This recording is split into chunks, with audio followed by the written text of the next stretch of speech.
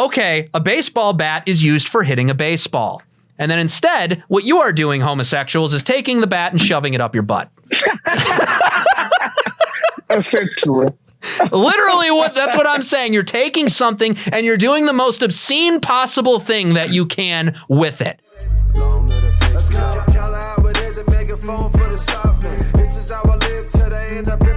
What's up, guys? Welcome back to Red Top Report. I'm your host, Joe Enders, and yeah, we got a real special guest. I'm talking about like a real special guest. We're talking about somebody who got number 3 on the iTunes charts. We're talking about Bryson Gray. But before we bring Bryson in here, we're going to tell everybody something very important. You need to give us your money. Y'all working for the cash, but I work for the only son. And you can give us your money by going to buymeacoffee.com. That is buymeacoffee.com. You can do a single donation or you can do a monthly Joe for Joe for only $5 a month.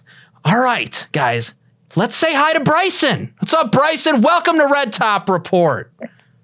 What's up, bro? Thank you for having me, man. No, dude, I love that there are artists out here finally dropping some real inspiring, real hard music that's kind of getting Christians a little bit pumped up and excited about what they believe. And what I've noticed, especially in your most recent song, the Reclaim the Rainbow, you brought in other artists first of all, and they were both great as well. And then you, not only that, you started talking about what the rainbow really symbolizes. I just kind of want to know what your creative process was here and what you were looking at basically when creating this.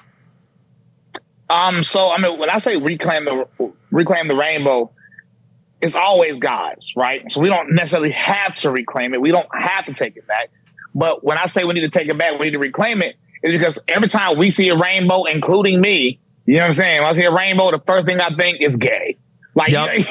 You know what I'm saying? So when I say reclaim it, I mean, we need to go back to what it means. We start having I have a big flag on my house that I should have put in the video, but I forgot I had it. And it's like a blue flag with the rainbow on it with the Noah's Ark on it. And it says Genesis 9:13.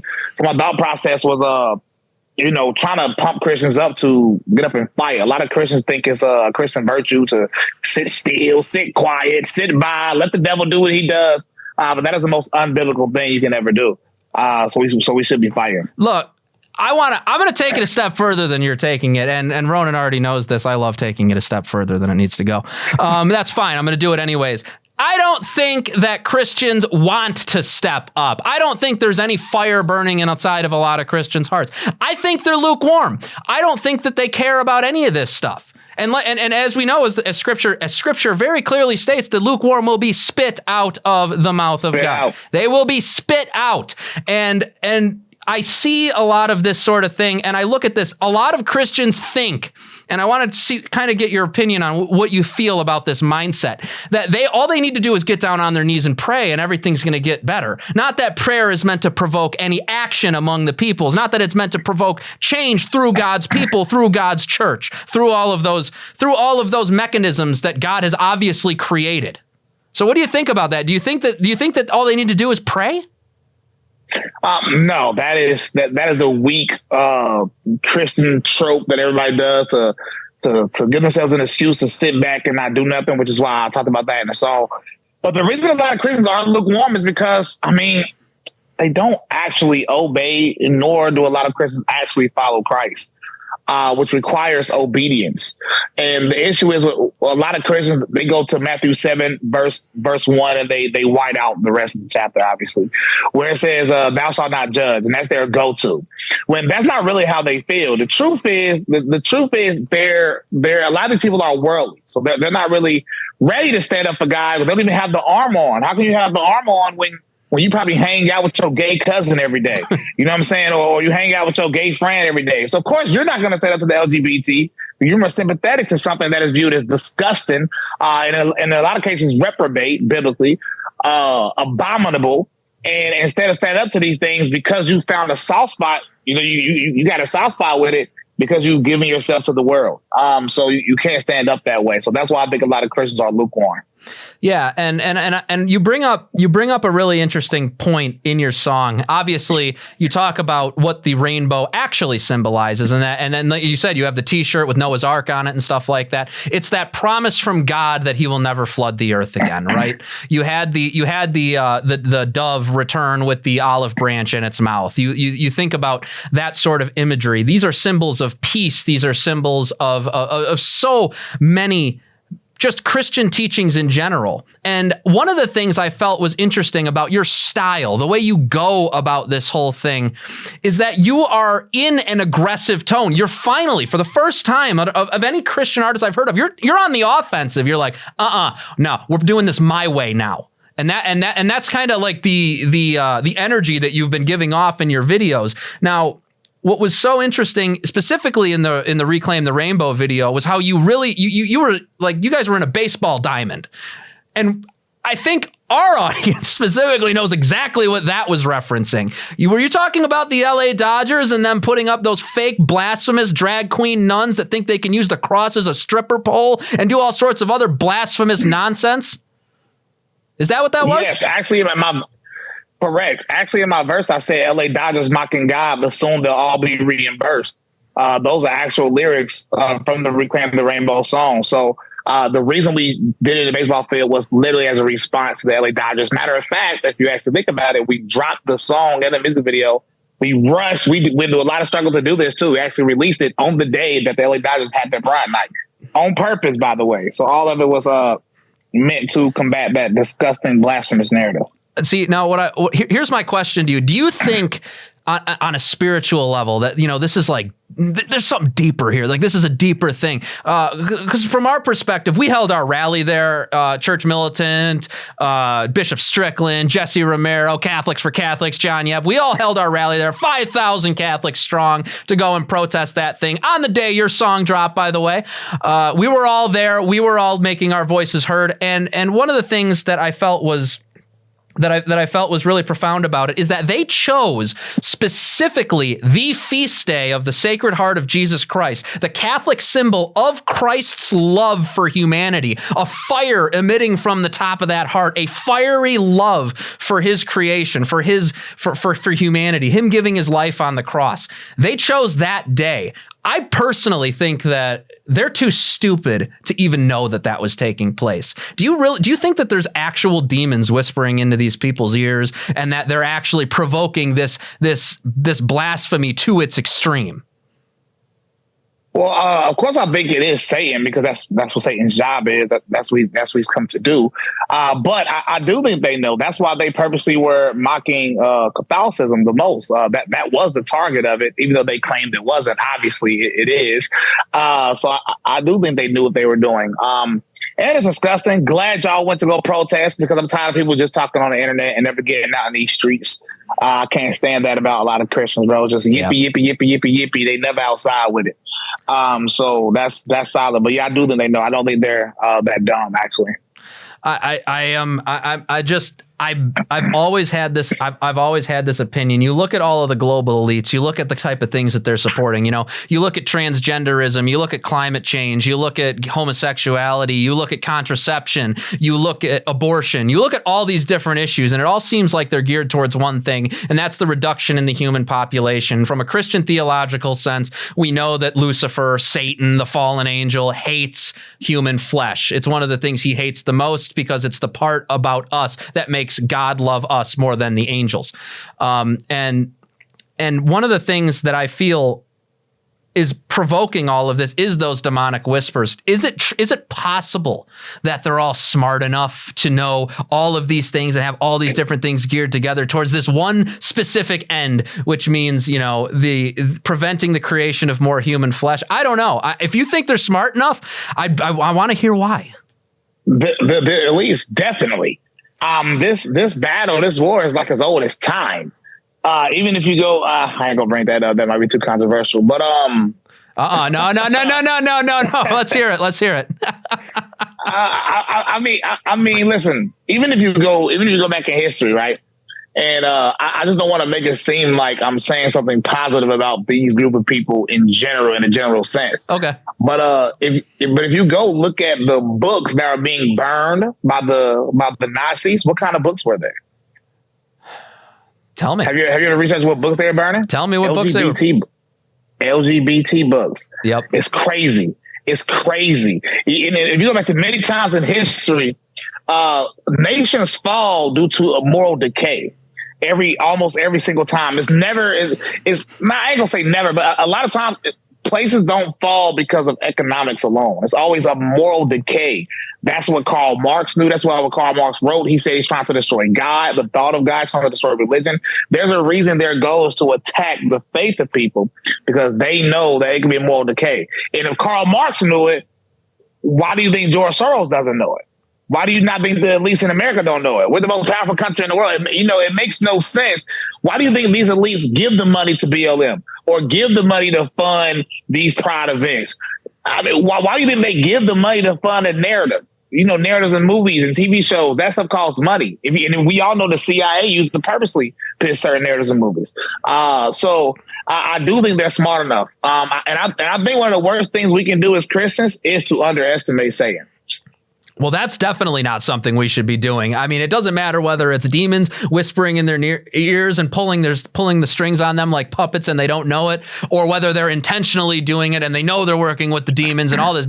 That doesn't matter. You're absolutely right that we don't need to be like there's no reason to be undermining Satan. And I think you do bring up a very interesting point with the Nazis burning the LGBT books, because they're like the other side of the coin on that. I mean, you look at the early 20th century, and it seems to me that it was largely a postmodernist era. Now, there was two different ends of postmodernism. You had Marx, who believed that human perfectibility would come through absolute equality, and then you had the absolute equality and the creation of a new man and the creation of a new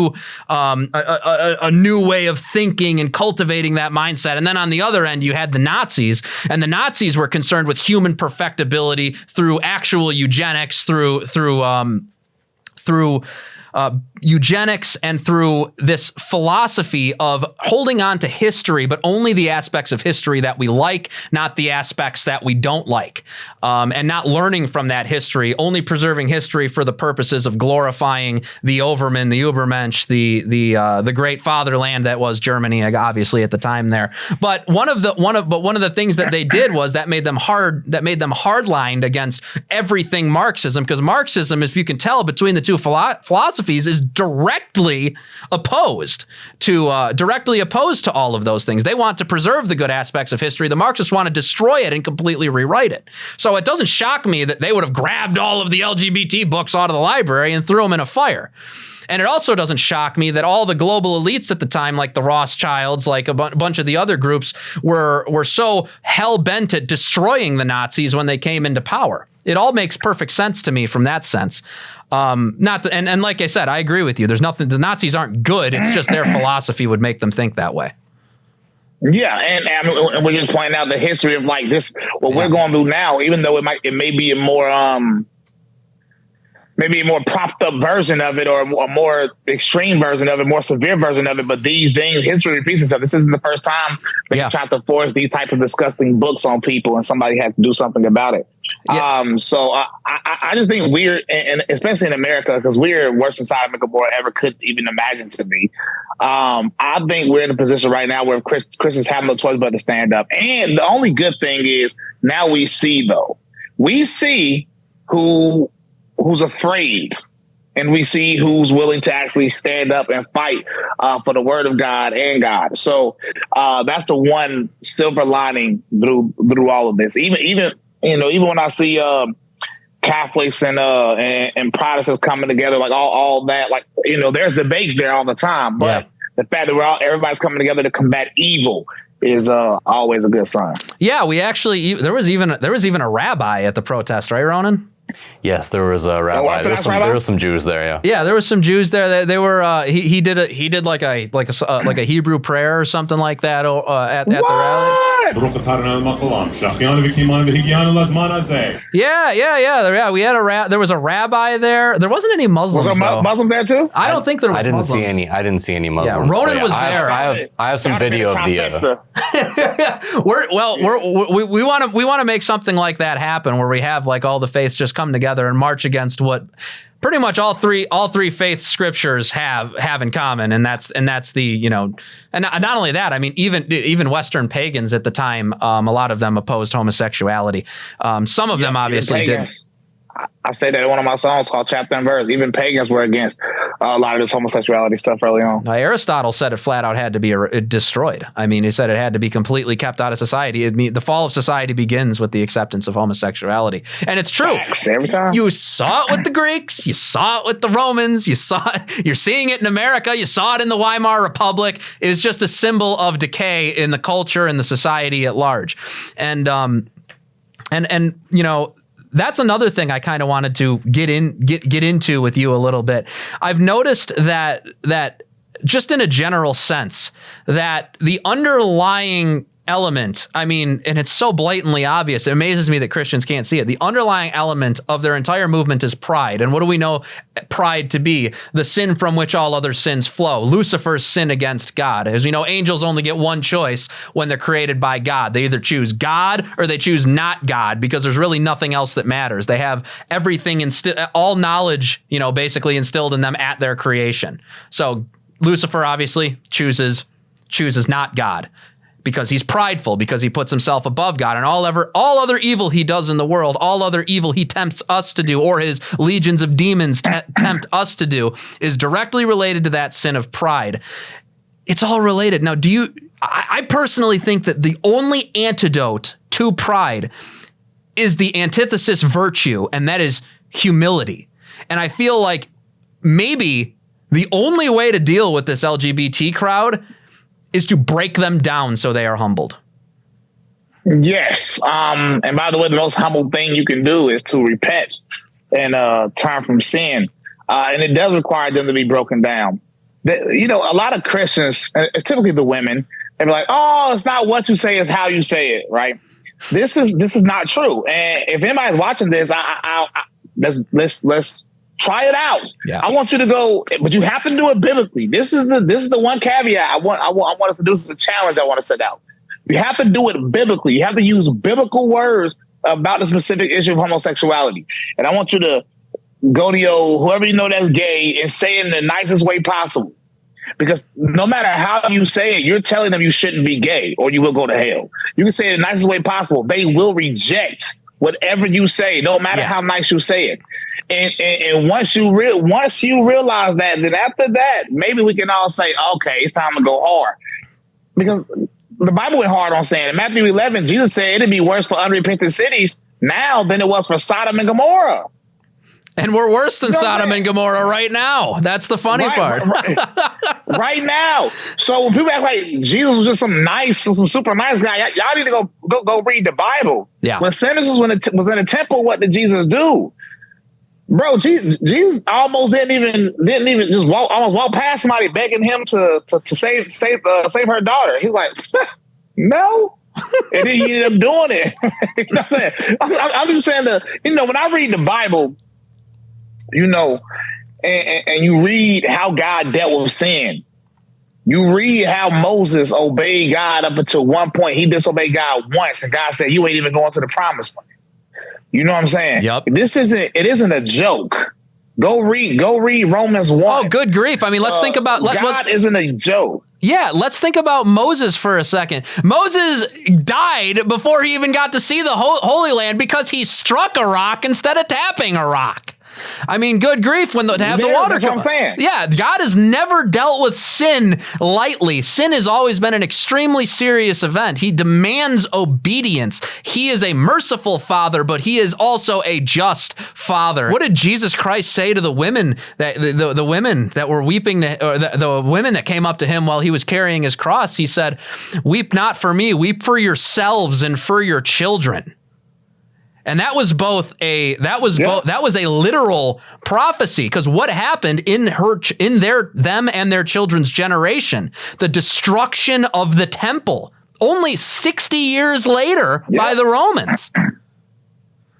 That's God dealing with sin. What I'm saying. So,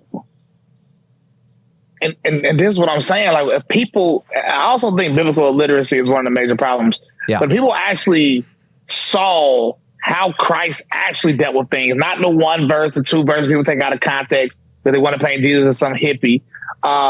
Read how Jesus actually dealt with these things, and we're supposed to do and treat things how Jesus did it. I mean, have anybody read the epistles of Paul and how he dealt with sin in the church? We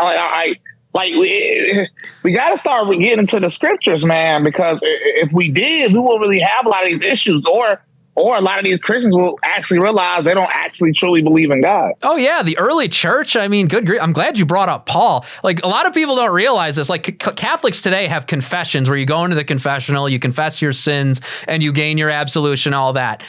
Back in the early church, if you committed sins, guess what confession was? That was you walking up in front of the entire congregation and telling them everything that you did wrong.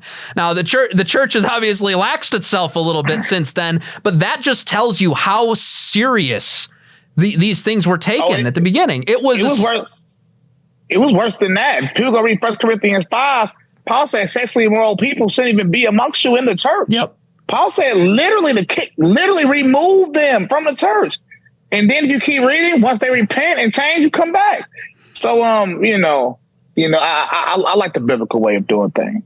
Yeah. Hey, look, I do appreciate your desire for more strict action. And this is one of the things. What do you think about the response from our church leaders? All of these church leaders, these pastors, these priests, these bishops, all these other groups, to all of this stuff that's going on. From my perspective and from Church Militant's perspective, all we ever see from these bishops, with the exception of Bishop Strickland, God bless that man, who showed up at that rally and gave a speech condemning the Sisters of Perpetual Indulgence, the drag queen nuns. It seems like it's always like, the church does not teach that homosexuality is righteous, and then they'll put it on like a blog that nobody ever looks at, and then leave it at that. I never see pastors going out with a megaphone. I never see them fighting for the faith. Are you seeing this? Am I missing something? It's rare, and it's never the popular pastors or the popular preachers with enough popularity for it to even matter. And the reason why, because they want to be liked, man. People want to be liked by the world and liked by God simultaneously, which the Bible says is impossible.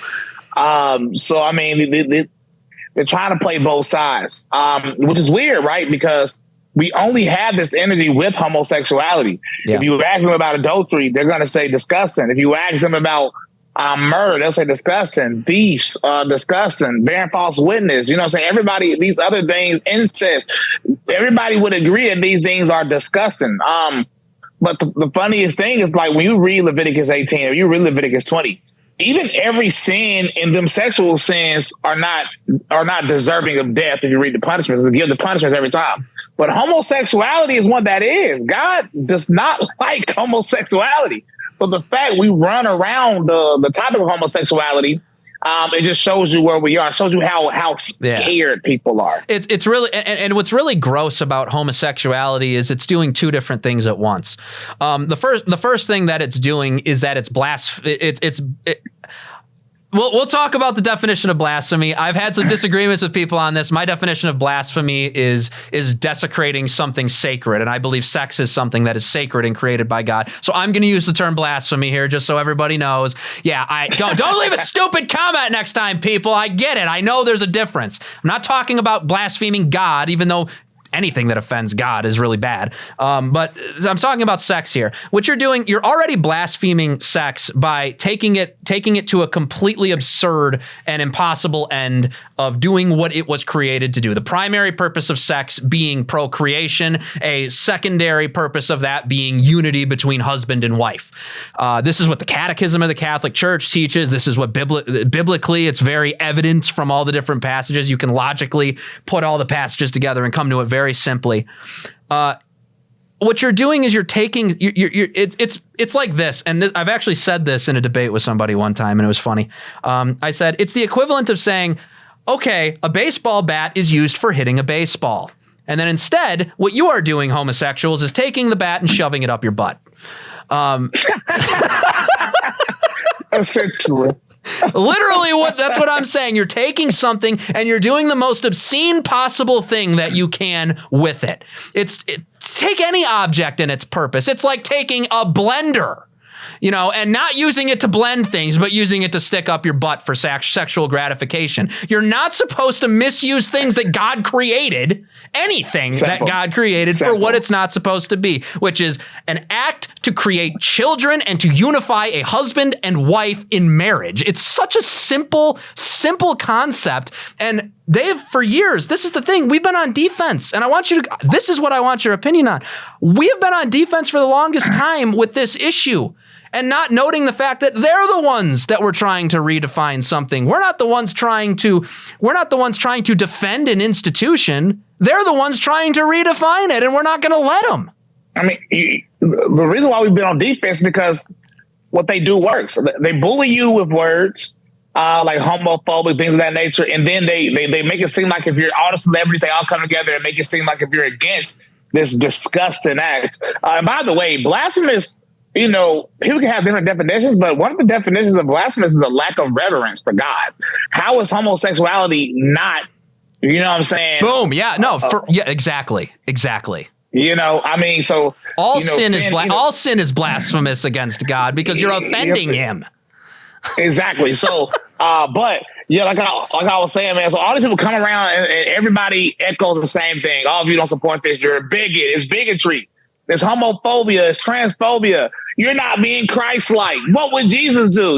People that never read the Bible ask such a stupid question. But the issue is that's why we're on defense. Yeah. For somebody to get on offense, it takes people that's like, no, I'm gonna do what the Bible says to do. Ezekiel 3:18, Luke 19 says you have to warn wicked people, or else their blood will be on your hands. So I want my hands clean. Call it selfish if you want, but I do want my hands to be clean and washed. And the Bible says you have to do it. You have to call these people out. You have to expose wickedness. That's Ephesians. You have to do these things. So I'm just doing my job. While the rest of these Christians are actually complicit. You're actually complicit in the crime against God and humanity itself, which is the crime of homosexuality. What I find curious about what you said is like, this is why I love the Bible. It's such a beautiful, thing to draw from. I mean, it immediately brings me to St. Thomas Aquinas, who builds on that exact point that Scripture makes. And this is what he says. He says, not only is it okay to be angry about these things, it's wrong to not be angry about those things. If you see an injustice happening, if you see a perversion, a degeneracy, an embarrassment to Christianity occurring anywhere, in any way, in any capacity, that should upset you. If it upsets God, why doesn't it upset you if you're a Christian that's alleging to be Christ-like? There's all these questions that I think a lot of these lukewarm Christians don't even present themselves with, and I think part of it is cognitive dissonance. And like you said, there's only two cities you can live in the world. There's the city of God and there's the city of the world, and you better pick which one you want to live in. Yeah, people don't. A lot of Christians, they don't want to be called these names. The names work. They bully them, and it works. Nobody wants to be called mean. Yeah. Right? No, nobody wants to, because for some reason, people, it's sort of like with women and beauty standards, right? They get their beauty standards from the world. That's why you see women in a bunch of makeup. But in reality, if they actually ask us men, we can't stand makeup. Most of us don't even, most men, we think women look better without makeup. Yep. You know what I'm saying? But they're trying to compare themselves to the world standards. So the issue is in the case of Christians, we're trying to be a good person by what the world describes as a good person. And we're doing that in times where good is evil and evil is good. So it's backwards. It's backwards. Yep. So Christians trying so hard to seem like a good person in a world that's evil. But so it doesn't make sense. In that way, I mean, they've really upended what actual beauty means. They've they've equated beauty with sexuality, and beauty and sexuality aren't the same things, because when you actually think about the question on a deeper level, right? What's more beautiful, you know, the big-breasted woman on the cover of Sports Illustrated, or the Blessed Virgin Mother of Jesus carrying Jesus Christ in her womb? What is the most beautiful woman in the world? Pick one there and tell me which one's more beautiful. God incarnate in the womb of a woman, of that woman, the one who said yes when the angel appeared to her, or the Sports Illustrated model with her breasts showing and cleavage showing? And then and the answer to that question is very easy. What expresses true beauty more? Which is more inspiring? Which one makes you want to be better? Which one wants to make you purer? And it's that simple. But I mean, everybody knows it deep down. Like, women, like the beauty standards now, it's not even real. Like, let me put it like this, right? Women are dressing, acting, and looking like whores, right? Yeah, Whore is yeah. a biblical term, by the way.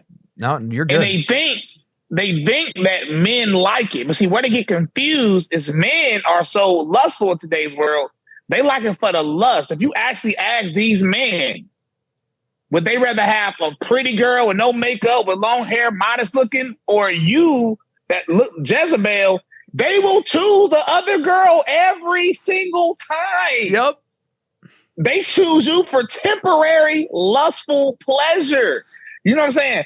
You're not. That's why in men's circles, even when I used to be a degenerate, we in my groups we usually be like, you got the wifey type, you got the type you just trying to hit. Oh yeah, all men know about this. All men know about this. Yes. all men know. And when you see the 2023 version of a Jezebel, Yep. if I was still in those days, I'd be like, I mean, I guess I'll hit, you know what I'm saying? But I'm not about to wipe her up. And that's what people need to realize. You know what? And that's the thing too. Oh man, this is perfect too. Because you look at that too, you're just like, yeah, you're like, I wouldn't marry that woman. But even beyond that, you just sit there and you look at that woman and you're like, yeah, she is just an object. You are what you present yourself to be in the eyes of the people. Beauty is not in the eyes of the beholder. If you present yourself in a certain way to somebody, if you present yourself as a harlot, people are not going to view you as woman, as a beautiful being created in the image and likeness of God. You're going to be viewed as a sex toy. You're going to be viewed as a sex toy. And that's exactly how fornication got so popular. Because what do you do? You make women progressively dress less and less and less and less modestly over time, and you just watch the increments too in American fashion, how it just got worse and worse and worse and worse. I mean, College Humor had this great thing. I don't know if you remember this, where they had this thing called a nunzie in one of their videos where they were just butt naked in class, and they're like, "What? It's called a nunzie." That's basically where we're headed right now. I mean, we're almost there. Good grief. You see the pride parades recently with the naked dudes? Disgusting. And this is a far cry from where this country was even 60 years ago. I remember, well, I don't remember because I'm not old enough, but I do know based on history that you couldn't even have half-naked women on commercials. You know what I'm saying? Like, you sort of had to be a modest woman to get on TV. Yep. You know what I'm saying? In this country. Nowadays, you can't even get on TV unless you butt naked nowadays. Well, you're definitely not getting a record deal. So every female, bro. I had a BET Awards yesterday. I saw a picture of the girl. This girl was about to. She looked like she had chlamydia twice. He said she had chlamydia twice. I said I think it was 30 times. She's just a disgusting looking woman. Tattoos on her face, weird piercings, dressed like a harlot. Her song was disgusting. And, they posted her at the BET Awards and they act like she looked pretty. I'm like, nobody thinks that. And the funniest thing is, like, sometimes I'll go on, I'll find myself in Black Twitter is what they call it. Yeah. And just to see the stupidity that's going on in the Black community. And they weren't even like it. They was like, ew, she looks disgusting. like even culturally, they know she looks nasty. Oh, like, look, when you come out of something looked like a creature dress, that's dressing room is literally the depths of hell, and then just walks up onto there, and they got like face tats on their face. I mean, they look like a Maori warrior about to come and beat you over the head with a club. Yeah, I'm sorry, but yeah, that's not attractive. There might be some lustful aspects to it if she's got like all of her stuff showing. Like I said, you can look hot without looking beautiful. And that's exactly what you're talking about. These women might be hot, but we know what they are. We know what they want us to think that they are. And here's where the Christian masculinity comes in, because I don't want to go down the Andrew Tate and some of the other guys' route where they just, say, yeah, women basically are just, objects, and that we can use them and possess them and do those sorts of things. I don't want to go that far. I don't want to go that far. I don't believe in that. Christian masculinity comes into play when you say, you are dressed like a sex toy, but you're better than that.